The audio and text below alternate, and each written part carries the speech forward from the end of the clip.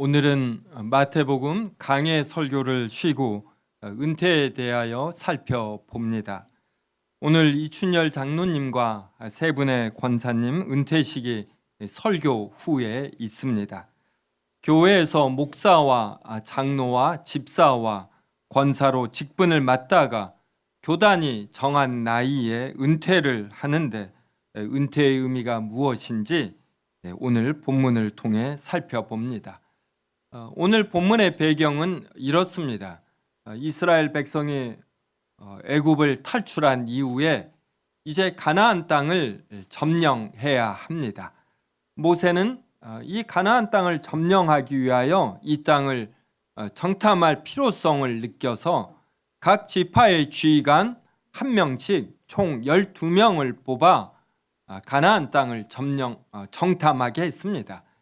12명의 정탐꾼이 40일간 면밀히 정탐한 이후에 돌아와 모세와 아론과 그리고 이스라엘 온 회중에게 보고를 했습니다. 그 내용이 민수기 13장 25절부터 28절에 나옵니다.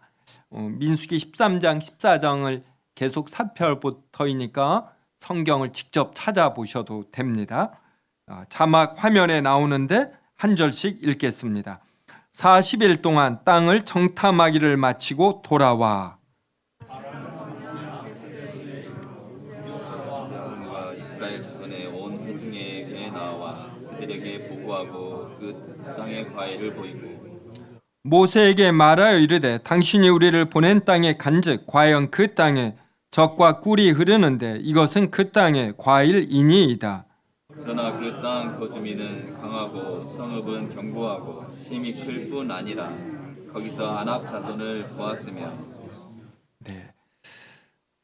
26절에 보면은 그 땅의 과일을 보였다. 아주 좋은 과일을 보였습니다.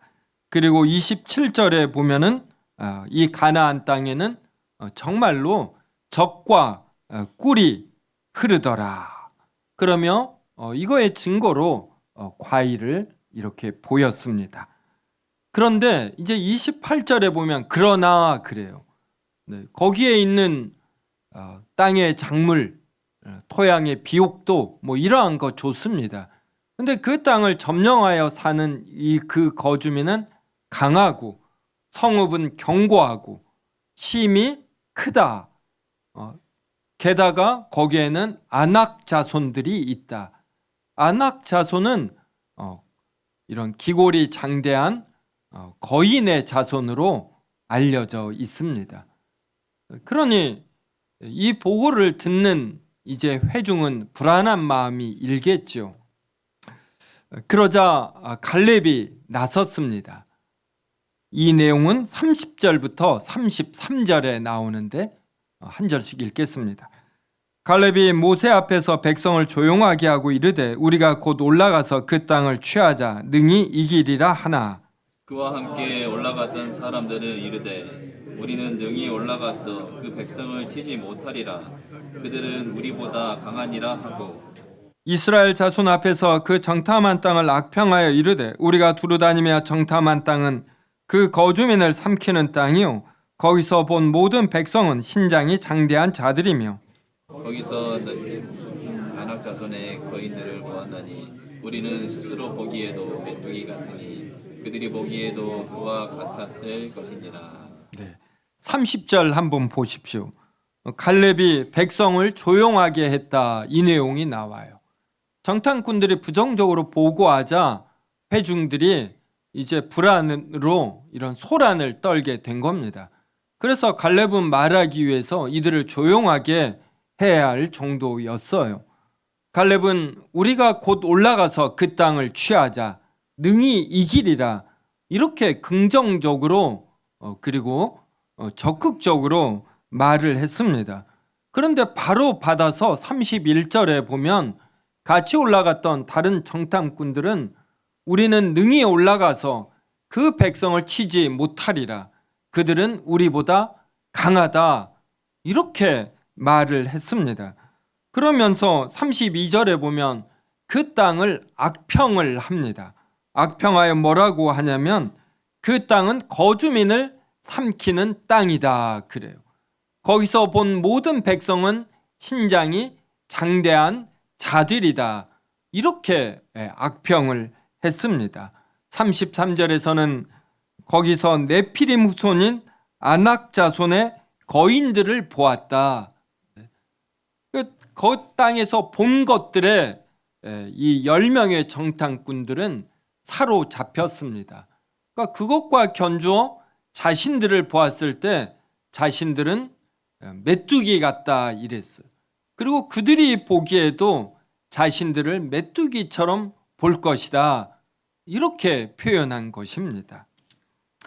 이러한 보고를 들은 이스라엘 회중들은 어떤 반응을 보였겠습니까? 이 반응이 이제 14장에 나와요. 민수기 14장 1절부터 4절을 한 절씩 읽겠습니다. 온 회중이 소리를 높여 부르짖으며 백성이 밤새도록 통곡하였더라. 이스라엘 자손이 다 모세와 아론을 원망하며 온 회중이 그들에게 이르되 우리가 애굽 땅에서 죽었거나 이 광야에서 죽었으면 좋았을 것을 어찌하여 여호와가 우리를 그 땅으로 인도하여 칼에 쓰러지게 하려 하는가? 우리 처자가 사로잡히리니 애굽으로 돌아가는 것이 낫지 아니하랴. 이에 서로 말하되 우리가 한 주의관을 세우고 애굽으로 돌아가자 하매 14장 1절이 보면 온 회중이 소리를 높여 부르짖습니다. 그리고 밤새도록 통곡을 합니다. 그러므로 이 지휘자들의 이러한 보고, 지휘자들이 본 현상에 대한 해석, 이것이 얼마나 중요한가를 알 수가 있습니다. 회중은 이렇게 지휘자의 몇 마디에 크게 영향을 받는 존재들입니다. 2절에 보면 온 회중이 모세와 아론을 원망했습니다. 그러면서 우리가 애굽 땅에서 죽었거나 이 광야에서 죽었으면 좋았을 것을, 이들은 애굽에서 종살이를 했습니다. 그런데 시간이 지나면 현실의 상황이 더 나빠지면 과거를 이렇게 좋게 미화하게 됩니다. 그래서 애굽 땅에서 죽었거나 이 광야에서 죽었으면 좋았겠다. 이렇게 왜곡되어 생각하게 됩니다. 그러면서 3절에서 하나님을 원망합니다. 어찌하여 여호와가 우리를 그 땅으로 인도하여 칼에 쓰러지게 하려 하는가? 이거는 여호와 하나님에 대한 부인이죠. 모독입니다. 하나님의 선하신 인도, 애굽에서 10가지 이적과 홍해바다가 갈라지는 이적을 통해 인도하셨는데 이 모든 것을 부인하는 거예요. 그러면서 애굽으로 돌아가는 것이 낫지 아니하랴, 이렇게까지 표현을 합니다. 그러면서 4절에 보면 우리가 한 지휘관을 세우고 애굽으로 돌아가자. 하나님께서 세우신 모세와 아론을 부인하는 것입니다. 모세와 아론이 이적들을 일으켰을 때 이들은 하나님께서 세우신 지도자이다 하며 전적으로 인정하고 따르고 환호했습니다. 근데 자신의 현실이 조금 나빠지면 이렇게 급격하게 변해버리는 것이에요. 이러한 회중의 반응을 보며 이 12명의 정탐꾼 중 여호수아와 갈렙이 너무나 놀랬습니다. 하나님을 모독하는 이들의 반응을 보며 여호수아와 갈렙은 옷을 찢었습니다. 그 내용이 6절부터 9절에 나오는데 한 절씩 읽겠습니다.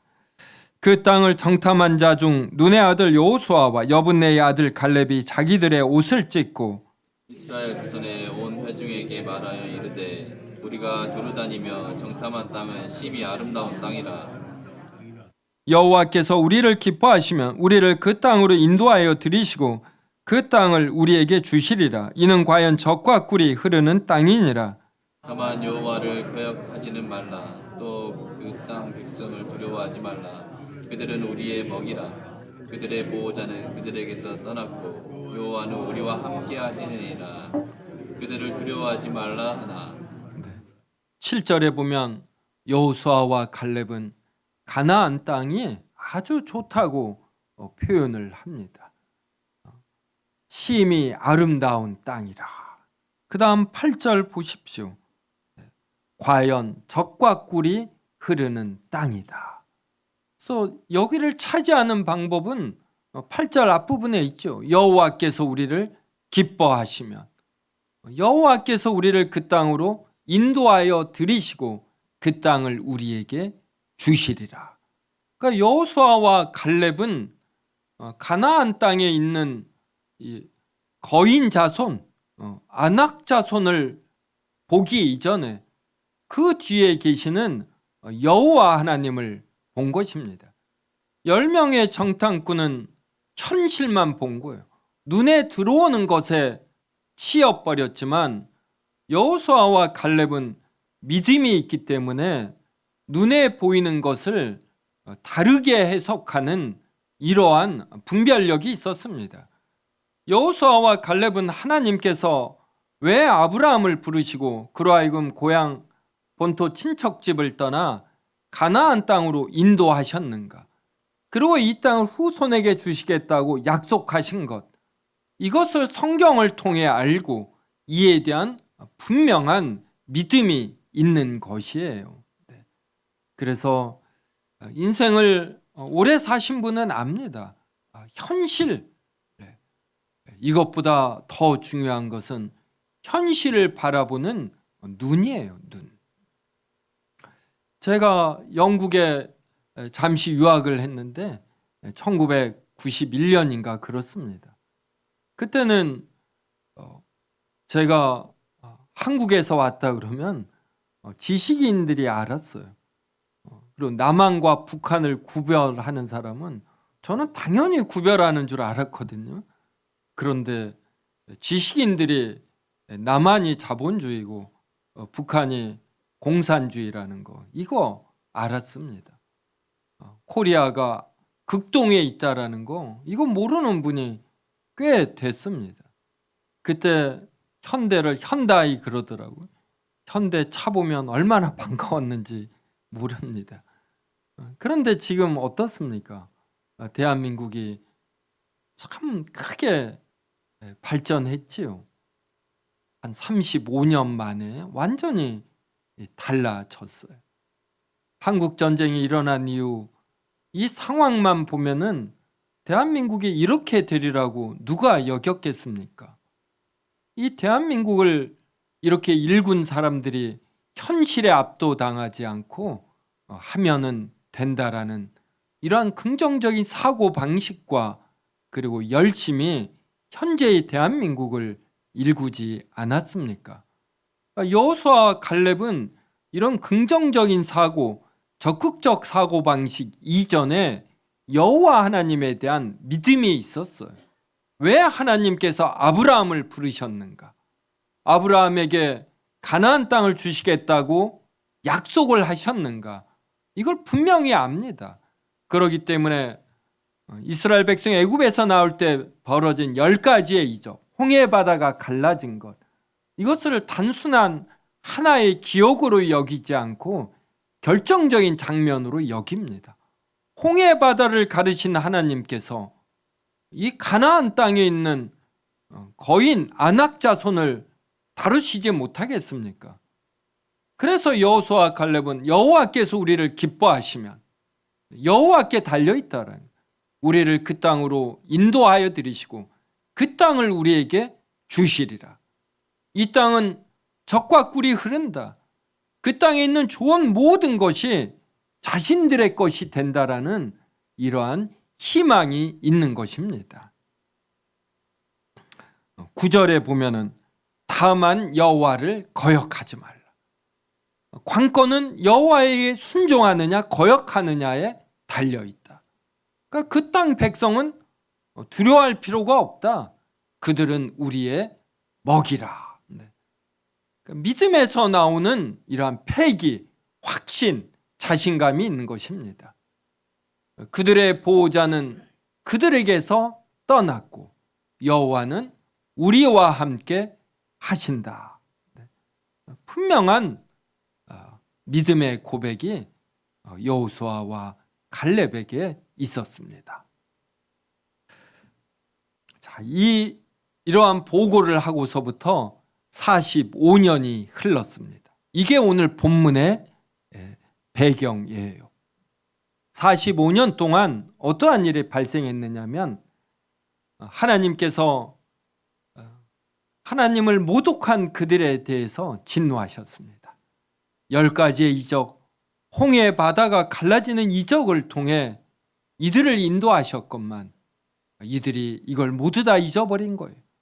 그래서 20세 이상 된 남자들은 모두 다 죽임을 당했습니다. 정탐한 40일에 하루를 1년으로 쳐서 무려 40년 동안 광야 생활을 하게 하셨어요. 하나님은 인자하시고 노하기를 더디하시는데 때때로 우리가 인생을 살며 하나님을 모독하는 죄를 지었을 때 또 따끔한 벌이 주어집니다. 어제도 어떤 분에게 전화를 받았어요. 광야 40년을 걸었다라고. 그 말이 그대로 다가왔습니다. 40일을 40년으로 벌을 내리시는 여호와 하나님을 우리는 은혜와 인자와 긍휼이 풍성하신 하나님이심을 각인시키면서도 또 이렇게 따끔하게 벌을 내리시는 하나님이심을 명심해야 합니다. 이렇게 45년이 흐르자 여호수아와 갈렙만 살아남았습니다. 여호수아는 모세를 이어 이스라엘 백성을 이끄는 지도자가 되었고 갈렙은 여전히 유다 지파의 지휘관이 되었어요. 갈렙은 85세가 되었습니다. 이러한 갈렙이 여전히 여호와 하나님에 대한 믿음을 갖고 이 가나안 땅을 점령할 수 있다. 가나안 땅 중에 가장 점령하기 힘든 아낙 자손이 사는 땅을 나에게 기업으로 달라. 내가 전쟁해서 이들을 점령하여 차지하겠다. 이렇게 새로이 지도자가 된 여호수아에게 말을 했습니다. 이 내용이 오늘 본문 여호수아 14장 11절부터 14절에 나옵니다. 저와 한 절씩 읽겠습니다.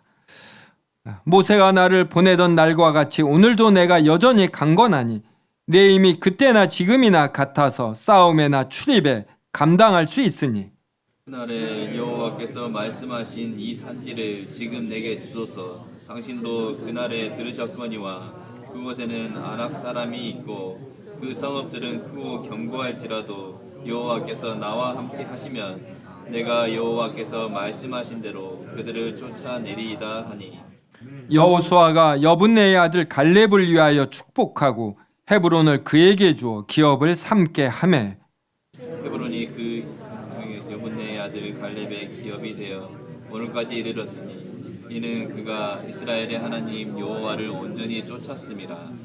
네. 갈렙이 참 멋있죠. 11절에서 45년 전이나 지금이나 내가 여전히 강건하니 내 힘이 그때나 지금이나 같아서 싸움에나 출입에 감당할 수 있다. 그러면서 이 산지를 지금 내게 달라. 그곳에는 아낙 사람이 있고 그 성읍들은 크고 견고할지라도 12절에서 여호와께서 나와 함께 하시면 이게 갈렙의 신앙이에요. 여호와께서 자신과 함께 하시면 자신이 여호와께서 말씀하신 대로 그들을 쫓아낼 수 있다. 그러니까 갈렙은 허황된 믿음을 갖지 않았어요. 여호와께서 말씀하신 것에 근거하여 확신을 가졌습니다. 13절에 그래서 여호수아가 갈렙을 위하여 축복하고 여호수아가 얼마나 힘을 얻겠습니까? 지도자에겐 고독이라는 것이 있지요. 그럴 때 자신과 같은 이러한 목표를 갖고 같은 표현을 하고 행동을 하는 사람을 보았을 때 얼마나 든든함을 느끼는지 몰라요. 그러니 갈렙을 위하여 축복하고 싶은 마음이 마음 가득할 것입니다. 그래서 갈렙을 위하여 축복하고 헤브론을, 아낙 자손이 사는 헤브론을 그에게 줍니다.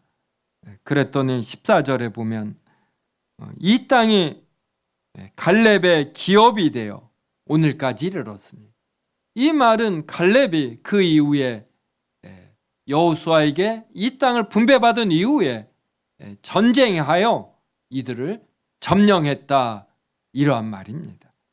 그래서 그가 이스라엘의 하나님 여호와를 온전히 좇았습니다.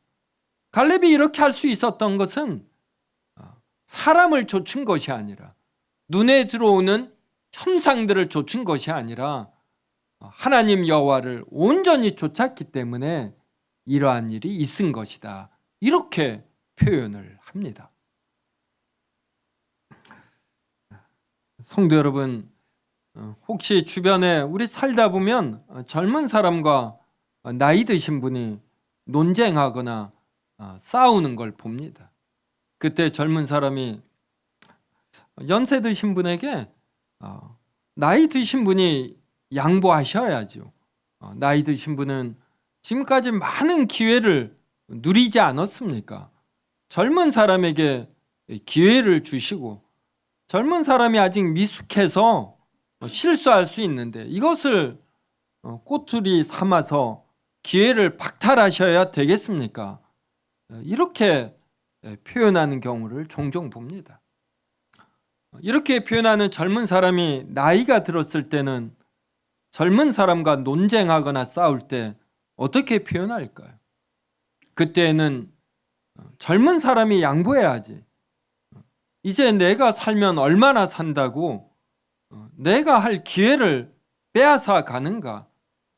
젊은 사람이 나이 든 사람에게 순종하고 따라야지, 그렇게 논리를 내세우고 박박 대들면 이런 예의에도 어긋나지 않나, 이렇게 표현을 하기가 쉽습니다. 이것은 젊어서 자기 중심적인 사람은 나이가 들어서도 자기 중심적이 되기 쉽다라는 의미입니다. 그리고 이것은 젊어서 부정적이고 비관적이고 현실의 상황에 압도되는 사람은 나이가 들어서도 부정적이고 비관적이고 현실에 압도되기 쉽다라는 의미입니다. 믿음에 있어서도 마찬가지입니다. 갈렙은 40세에 여호와 하나님에 대한 분명한 믿음을 갖고 있어요. 허황된 확신이 아니라 하나님의 말씀에 근거한, 성경에 근거한 믿음, 이로 인해서 현실을 해석하는 해석력, 분별력이 있습니다. 이것이 45년이 흘러 85세가 되어도 그렇게 변하지 않는 것이에요. 하나님께서 그에게 또 육체의 건강함까지 허락을 하셨고, 그래서 85세가 되어서도 전쟁하는 것을 두려워하지 않습니다. 아마 갈렙은 이런 생각했을지 몰라요. 내가 나이 들어서 병상에 누워 뒷방 늙은이로 오랫동안 있느니 전쟁하다 맹렬히 싸우다 죽는 것, 이것도 괜찮겠다, 이런 마음을 가지지 않았을까 저는 생각해 봅니다. 이런 갈렙에게 은퇴가 필요하다라고 생각하시는지요? 정년 은퇴는 필요악입니다. 필요악은 사전적 정의가 이렇습니다. 이건 분명히 악인데, 그래서 없어져야 되는데 사회적인 상황에서 어쩔 수 없이 요구되는 악. 없는 것이 바람직하지만 사회적인 상황에서 어쩔 수 없이 요구되는 악, 이것을 필요악이라고 합니다. 교단이 정한 70세 정년은 선배 직분자들이 은퇴하지 않으면 후배들이 직분자가 되지 못하는 상황 때문에 만들어진 필요악입니다. 만약에 구약시대에 정년이라는 제도가 있었다면 모세도 갈렙도 70세에 은퇴해야지 됐고, 그러면 가나안 땅을 정복하는데, 광야에서 모세가 이스라엘 백성을 이끄는데 얼마나 큰 장애가 발생했겠습니까? 오늘 본문에서 보는 것처럼 갈렙은 85세가 되어도 체력이나 기백이나 믿음이 40세와 다르지 않았습니다. 이러한 사람은 계속 일해야 되는 것이에요. 그런데 현대 사회에서 나이를 정해놓지 아니하면 건강이 되지 않는데도, 분별력이 떨어지는데도 계속 일하겠다라고 하는 직분자가 있기 때문에, 또 후배 성도들이 이제 직분자가 되어 교회를 섬겨야 하기 때문에 만들어진 제도가 정년이에요. 그러니까 필요악인 것입니다. 저는 목사 안수를 받을 때서부터 정년 제도는 폭력적인 제도다, 이렇게 말해왔습니다. 일할 수 있는 체력과 분별력이 있는데 제도를 통해 강제적으로 못하게 하는 거에는 이런 폭력적인 면이 있다. 하지만 전체적인 덕을 위해서 필요악으로 존재하는 제도다, 이렇게 저는 젊어서부터 표현해 왔습니다. 오늘 이춘열 장로님이 은퇴식을 갔습니다. 세 분의 권사님은 작년에 은퇴하셨는데 이렇게 정식 은퇴식을 갖지 않아 올해 같이 갔습니다. 우리가 매주 확인하는 것처럼 오늘 은퇴식을 갖는 네 분은 체력적으로 젊었을 때보다는 못하겠지만 그렇게 큰 장애가 없고, 제가 대화해 보면 분별력이 떨어지지 않습니다. 혹시 동의하지 않는 분 계신가요? 네. 최소한 제가 볼 때는 그러셔요. 네. 오히려 경험이 쌓이고 지혜가 쌓이면서 때때로 참 놀라운 직관, 이런 통찰력, 이러한 것을 보이십니다. 그래서 한마디 한마디 할 때마다 제가 새겨 들으려고 합니다. 이런 건강하신 분들이 정년 은퇴를 하신다는 이유로 교회에서 봉사하지 않는다라면 이것은 하나님의 일이라는 측면에서도, 또 세움교회 입장에서도 얼마나 큰 손해가 되는지 모릅니다. 교회에서 정년 은퇴란 시무장로와 시무권사라는 이러한 공식적인 자리, 이러한 것을 내려놓는 것이지, 여전히 실제의 내용 면에서는 장로님이시고 권사님이십니다. 이제 시무장로라면 방해와 재직회에 참여하고 주일 예배에서 대표 기도를 순서에 따라서 합니다. 제 생각에 은퇴란 이 정도를 내려놓는 것이 아닌가. 그리고 공식적인 자리에서는 이제 후배 직분자들이 하는 것이고, 그리고 다른 데에서는 여전히 장로와 권사의 직분을 하는 것이다. 저는 그렇게 생각을 합니다. 그런 것을 안 한다라면 아예 장로와 권사라는 호칭마저도 전부 다 내려놓아야 하는 것이죠. 개인마다 체력과 건강과 분별력의 차이가 있지만 체력, 건강, 분별력이 유지된다라면 교회를 섬겨야 한다라는 사실은 변하지 않습니다. 정년 은퇴자들은 시무장로와 시무권사는 내려놓아도 자신의 나이가 속한 전도회에서 임원으로 뽑히면 열심히 섬겨야 합니다. 나이가 들어서 못한다, 특히 전도회에서는 이런 말이 통할 수가 없는 것이죠. 우리 교회에는 교회 소속 기관이 있습니다. 전도회가 교회 소속 기관이에요.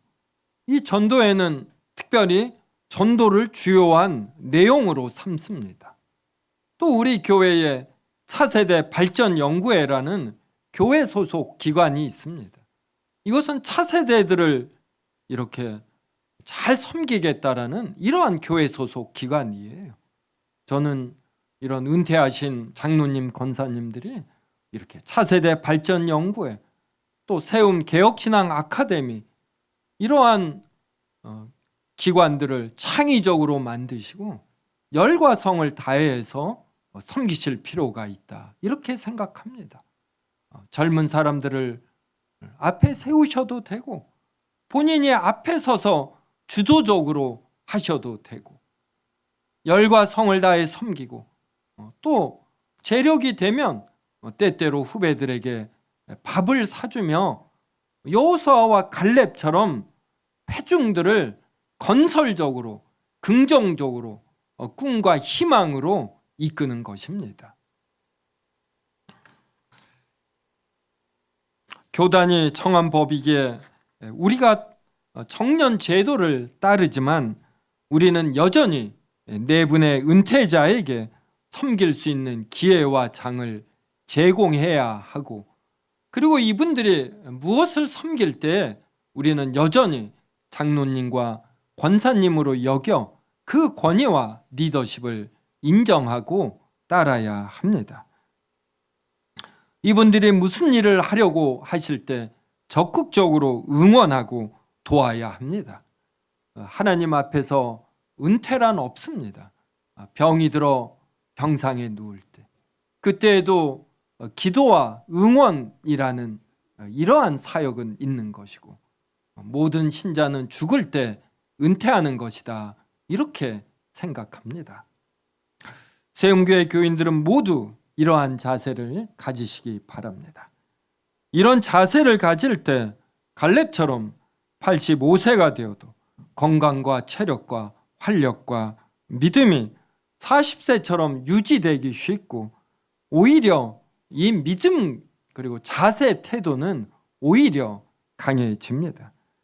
갈렙이 85세 헤브론을 기업으로 받았습니다. 전쟁을 해서 완전히 정복하여 이 유다 지파의 기업으로 삼기까지 또 최소 몇 년이 걸렸겠죠. 그러니까 갈렙이 몇 세에 죽었는가 성경에 나오지 않아요. 85세 플러스 몇 년, 이렇게 갈렙이 적극적으로 활력 있게 살다 죽은 것입니다. 그래서 은퇴 이후에 우리는 더 많은 일을 할 수 있는 것이에요.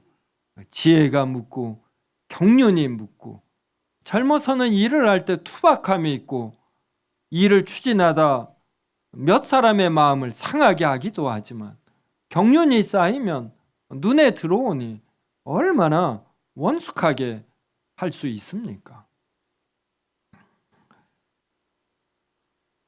세움교회 은퇴자들께서는 당회가 무슨 일을 맡길 때 이제 나이가 많아서 할 수 없다, 이런 표현 절대로 하지 마시기 바랍니다. 제가 한번 설교 때 말했는데, 우리 세움교회가 서초동에서 이곳에 이사 와서 얼마 되지 않아 60 전후된 여자 한 분이 오셨어요. 그래서 이분이 성가대, 그러니까 찬양대 들어갔습니다. 근데 두세 번인가 하고 나이가 많아서 할 수 없다, 이렇게 표현했어요. 그때 봐도 제가 생각해도 아니거든요. 근데 제가 지금 60이 한참 넘지 않았습니까?